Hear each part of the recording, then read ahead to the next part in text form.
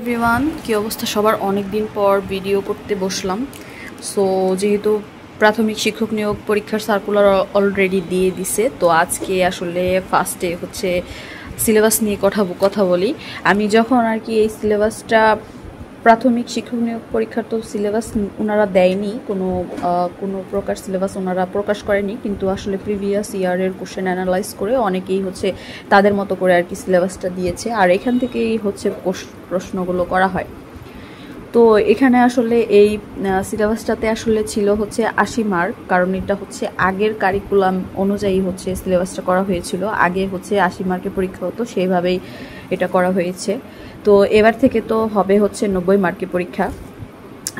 এবার আসেন আপনাদের সাথে শেয়ার করি এবার আসলে কোন বিষয় থেকে কত নাম্বারের প্রশ্নটা করা হবে। সো আগে হচ্ছে বাংলায় করা হতো 20 মার্কের, কিন্তু এখন থেকে হচ্ছে 25 মার্কের। বাংলা থেকে আসবে 25 মার্ক, তারপরে ইংলিশ থেকেও আসবে 25 মার্ক, আর গণিত প্লাস হচ্ছে বিজ্ঞান থেকে আসবে 20 মার্ক। তো এখন আসলে আমি বলতে পারছি না যে বিজ্ঞান থেকে 10টা প্রশ্ন আসবে কিনা, তবে হ্যাঁ ধরা যাচ্ছে যে গণিত থেকে 10টা আর বিজ্ঞান থেকে হচ্ছে 10টা প্রশ্ন আসবে। তারপর হচ্ছে তারপর হচ্ছে সাধারণ জ্ঞানে আগেও ছিল 20 মার্ক, তবে সাধারণ জ্ঞানের সাথে আগে হচ্ছে বিজ্ঞানটা ইনক্লুড ছিল, যেটা এখন হচ্ছে বিজ্ঞানী আলাদাভাবে প্রশ্ন করা হবে। বিজ্ঞানটা চলে গেছে হচ্ছে গণিতের সাথে।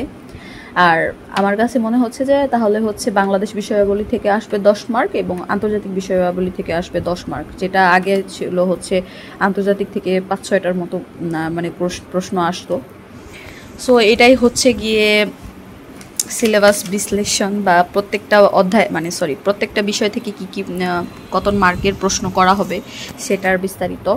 তো বুঝতেই পারতেছেন কোন বিষয়টা জোর দিয়ে পড়তে হবে, যেহেতু হচ্ছে বাংলা আর ইংরেজি থেকে 50 মার্ক, এটা হচ্ছে আপনার হাতের নাগালে। সো বাংলা আর ইংলিশটা কিভাবে জোর দিতে হবে সেটাও বোঝা যাচ্ছে। আর নিয়ে যাদের ভয়ভীতি ছিল তাদের জন্য তো মানে এটা বলা যায় যে একটা খুশির সংবাদ, যেহেতু গণিতের 20 নাম্বার থেকে মানে 20 নাম্বার আর থাকছে না, সেখানে হয়তো বা 10 মার্কের প্রশ্ন আসবে। তারপরেও বলা যাচ্ছে না, যেহেতু শিক্ষক নিয়োগ পরীক্ষা, এটা হচ্ছে আপনার উপজেলার যে প্রার্থীরা থাকবে তাদের সাথে আপনার কম্পিটিশন হবে। সো কখনোই হচ্ছে কাটমার্কের চিন্তা করলে হবে না, কারণ এক এক উপজেলার শিক্ষার্থীরা এক এক ধরনের স্ট্র্যাটেজি, অনেক শিক্ষার্থীরা আছে অনেক ভালো মার্কস পায়। তো সেখানে আপনার উপজেলার স্টুডেন্টরা কেমন বা তারা কীরকম রেজাল্ট করে সেটার উপরে নির্ভর করবে কিন্তু আপনার কাটমার্ক। সো আপনাকে সেভাবেই হচ্ছে প্রস্তুতি নিতে হবে। আর প্রাথমিক শিক্ষক নিয়োগ পরীক্ষাটা হচ্ছে এমন একটা পরীক্ষা, সেখানে হচ্ছে আপনার যারা বিসিএস পরীক্ষা দেয় তারাও অংশগ্রহণ করে, আবার দেখা যায় যারা কোনো প্রকার হচ্ছে বিসিএস ক্যান্ডিডেট মানে বিসিএস প্রিপারেশন নেয় না, তারাও কিন্তু হচ্ছে প্রাথমিক শিক্ষক নিয়োগ পরীক্ষাটা দেয়।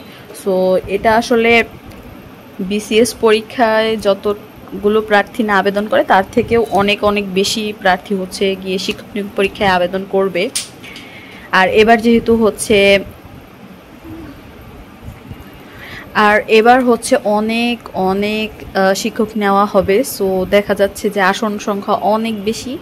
তো আপনার তো একটা আসনই লাগবে, সো সেটাকে সামনে রেখে সবাই প্রস্তুতি গ্রহণ করেন। আমি এখন থেকে ভিডিও হয়তো বা খুব একটা দিতে পারবো না, জাস্ট যেটা আমি করতেছি আমি সেটাই হয়তো বা শেয়ার করবো আপনাদের সাথে। So that was it for today, thanks for watching. আর হচ্ছে অনেকে আমার এই সিলেবাসটা সম্পর্কে মানে সিলেবাসটা দেখতে চেয়েছেন, তো আমি এটা কমিউনিটি বক্সে আমি পোস্ট করে দিব ছবিগুলো, আপনারা চাইলে সেখান থেকে কালেক্ট করতে পারেন, অথবা লাইভ এমসিকিউর ফেসবুক পেজ থেকেও আপনারা এটা সংগ্রহ করতে পারেন। থ্যাঙ্কস ফর ওয়াচিং এন্ড আসসালামু আলাইকুম এভরিওয়ান।